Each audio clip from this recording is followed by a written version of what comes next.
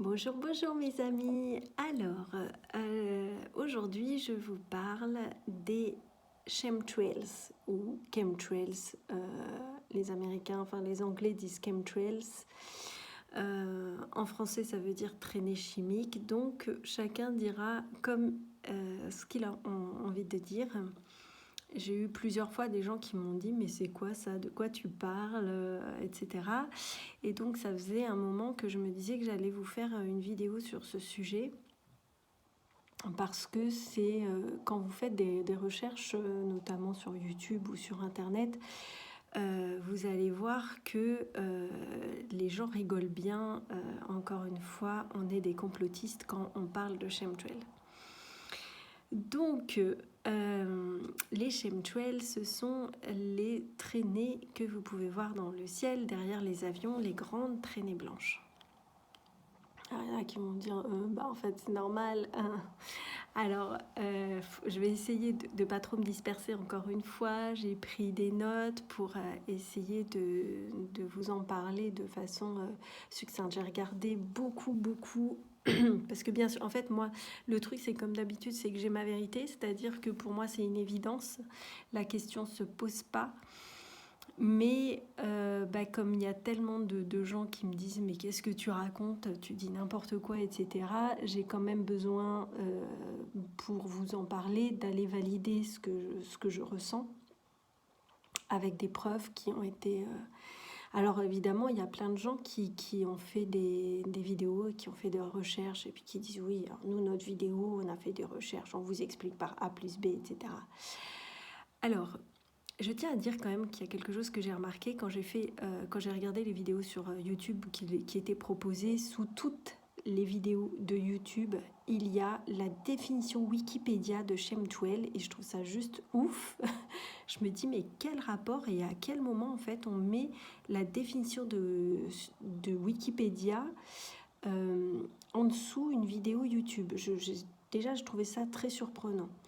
Et bien sûr, la première phrase qui est écrite, c'est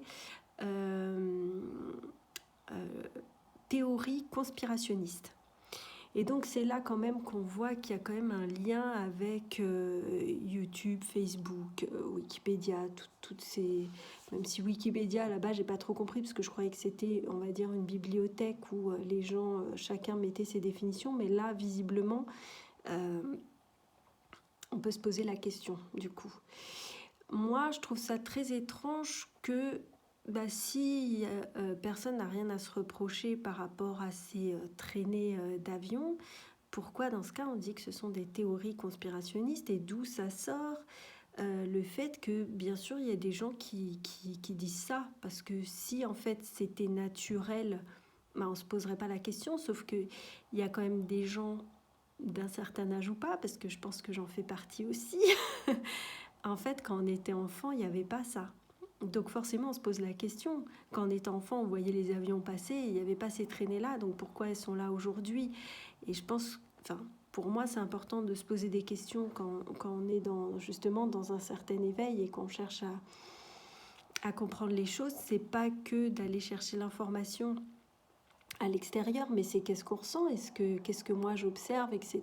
Et voilà. Donc en fait, la plupart des gens qui parlent donc des chemtrails vont dire que en fait ce ne sont que des nuages. Voilà, ce sont des nuages qui apparaissent derrière l'avion. Donc bien sûr, comme je vous disais, j'ai regardé pas mal de vidéos et en fait ce que j'ai remarqué, c'est que presque tous ceux qui font des enquêtes sur ces fameux nuages, en fait ils enquêtent sur le nuage en lui-même, c'est-à-dire sur ce que c'est-à-dire une vapeur d'eau, hein, on va dire en gros, et pas sur ce qu'il contient. Et c'est là, moi, où ça m'intéresse, justement, parce que, en fait, on dit que ce sont des traînées chimiques. Donc, forcément, ce qui m'intéresse, c'est qu'est-ce qu'il y a dedans et pas de quoi c'est représenté, ce nuage, et dans quel état ça se retrouve une fois que ça sort de l'avion. Forcément, ça va se retrouver dans un état, on va dire, moléculaire particulier. mais ça ne va pas nous dire ce que c'est, ça ne veut pas dire que c'est forcément de l'eau. Donc voilà. Donc j'ai regardé pas mal de vidéos, il y en a pas mal qui est en anglais mais sous-titrées en français, je vous les mettrai en dessous si vous voulez la regarder. Il y en a qui sont assez longues, mais il y en a qui sont assez courtes, donc si vous voulez les regarder, voilà, pour avoir plus d'informations, parce que moi je vais vous faire quelque chose de vraiment succinct, parce que c'est toujours ce que j'essaye de vous dire aussi, c'est que moi mon but c'est que vous soyez autonome dans l'information, donc je vous saupoudre l'information, et si ça vous intéresse ou si ça vous pose des questions, ben, que vous fassiez vos propres recherches pour que vous fassiez votre propre avis sur le sujet. C'est vraiment, voilà, ça s'appelle être souverain, c'est d'aller chercher sa propre vérité, et c'est ce que nous demande l'éveil spirituel aussi, c'est de faire nos propres recherches, hein, de ne pas attendre toujours de l'extérieur. L'extérieur peut nous donner des informations bien sûr qui vont nous parler ou pas, mais justement c'est ça, c'est de faire des recherches, c'est vraiment ce qu'on nous demande, de faire des recherches personnelles. Donc en fait il y a quelqu'un qui a dit, qui a commencé par ce fameux nuage, et en fait il a dit quelque chose que j'ai trouvé assez cohérent, c'est que de toute façon il est impossible physiquement de créer de la vapeur d'eau persistante. C'est-à-dire que quand vous êtes, quand dehors il fait très très froid et que vous amusez à faire pour voir justement cette vapeur sortir, vous voyez bien qu'elle disparaît quasiment instantanément. Elle ne reste pas pendant des heures et des heures comme ça, figée. Et parce qu'en fait, bon, c'est vrai que c'est assez complexe, mais eux, ce qu'ils expliquent, c'est que voilà, il y a une certaine hauteur, une certaine température qui fait que ça reste, etc. Mais enfin voilà, soyons cohérents. Quand nous on fait ça, pourquoi dans ce cas la température elle est la même, etc. Enfin voilà. Après, faut chercher un petit peu plus loin. Et en tout cas, il disait que donc voilà, cette vapeur d'eau persistante, en fait, c'est impossible de la créer physiquement. Donc voilà. Donc ça, c'est la première chose. Bon, après, on reviendra sur le fait que, effectivement, d'apparence, ça peut ressembler à des nuages. En fait, les chemtrails, ce sont des épandages de produits chimiques. Donc, il va de soi, bien sûr, que cette affirmation est rejetée par la communauté scientifique. Voilà. Donc, certains disent aussi que ce sont des opérations de délestage de carburant. Alors, sauf qu'encore une fois, il y a encore des prélèvements qui ont été faits, et les délestages de carburant sont faits vraiment dans certains contextes, et c'est quand même pas commun qu'il y ait des délestages de carburant. Ça se passe notamment quand les avions doivent atterrir de façon urgente, parce qu'ils ne peuvent pas atterrir avec un certain poids justement de carburant dans l'avion. Enfin voilà, ça se fait pas comme ça. Donc voilà. Ensuite, donc moi, on en vient au sujet qui m'intéresse. Ce sont les analyses qui ont été faites, bien sûr, sous contrôle d'huissier. Alors moi, je vais vous parler de la France et des États-Unis, parce que les reportages que j'ai regardés sont en France, aux États-Unis et en Italie, parce que bien sûr, j'ai regardé la vidéo de Silvano Trotta qui est... voilà, c'est sûr que ça dure 1h40, mais enfin, clairement, si vous voulez si vous posez des questions, là, vous aurez tous les détails, parce que lui... il vous met tous les liens et il explique tout de A à Z, et enfin il y a même pas à questionner quoi, quand on voit, quand on entend ce qu'il dit et quand on voit toutes les preuves. Donc voilà, en tout cas les choses dont il parle, et enfin tout ce que j'ai regardé apparemment, donc ça a été fait, donc c'est pas apparemment, ça a été fait sous contrôle d'huissier. Donc en fait, qu'est-ce qu'on a trouvé dans ces vapeurs? Il y a entre autres de l'aluminium, du barium et des phtalates. Donc tout ça, ce sont des choses qui ont été trouvées dans les traînées d'avions. Mais si on analyse en fait le carburant des avions, on ne trouve pas ça. Voilà, donc ça c'est intéressant quand même parce que on peut pas du coup mettre tout ça sur le dos justement du carburant puisque en fait il n'y a pas d'aluminium dans le carburant à la base. Donc voilà, et puis on se rend compte aussi après quand on fait des tests sur l'eau, sur la terre, sur l'alimentation, etc., que en fait les taux d'aluminium augmentent énormément. Donc aux États-Unis, il y a quelqu'un qui a dit qu'ils avaient fait une analyse et que le taux d'aluminium dans l'eau est 47 fois au-dessus de la norme. 47 fois. Voilà, donc il y a un moment, est-ce que je dois rappeler les effets de l'aluminium sur le corps? Donc en fait, l'aluminium, quand on le trouve là en particules, en fait, ça s'appelle des nanoparticules. Donc, il y en a qui vont dire, ouais, de toute façon, c'est tellement fin, tout ça. Sauf que l'aluminium, il a une particularité, c'est qu'il se fixe dans le cerveau et que notre corps ne l'évacue pas. Et il faut savoir qu'une nanoparticule, alors attendez, je regarde, ah oui, il faut 50 nanoparticules pour faire un globule rouge. Donc, l'aluminium, on ne le trouve pas que dans les chemtrails, hein. Vous le trouvez dans toutes les mie blanches, donc dans toutes les viennoiseries, voilà, tous les pains au lait, tout le pain blanc, enfin tout ce qui est blanc, en fait, dedans vous avez de l'aluminium. Vous le trouvez bien sûr dans les vaccins, alors que c'est pas du tout utile, hein, mais ils en mettent, on ne sait pas pourquoi encore, et je mets des guillemets, et bien sûr dans les chemtrails, et donc les effets de cet aluminium, eh bien, ce sont des maladies dégénératrices comme l'Alzheimer, il y a Parkinson, l'autisme, ça crée des dérèglements des glandes endocrines et ces glandes, elles permettent de réguler en fait le fait de ne pas être malade, de ne pas être obèse, d'être en bonne santé en somme. Donc là on se dit, en tout cas, voilà, en tout cas, c'est admis que ces particules, en fait, que l'aluminium perturbe ces glandes endocrines. Alors moi, je suis un petit peu, ça m'amène toujours à d'autres réflexions, c'est-à-dire que les problèmes de la santé, ils sont quand même doublés ces 10 dernières années. Et on se dit, mais à qui ça profite, ça ? Aux entreprises pharmaceutiques, bien sûr. Donc vous allez bien comprendre où je veux en venir, parce que bien sûr, on connaît bien le monopole des entreprises pharmaceutiques. Et là, on se dit, oh là là, mais là, ça commence à aller loin, Michel, tu vas trop loin, attention, qu'est-ce que tu dis ?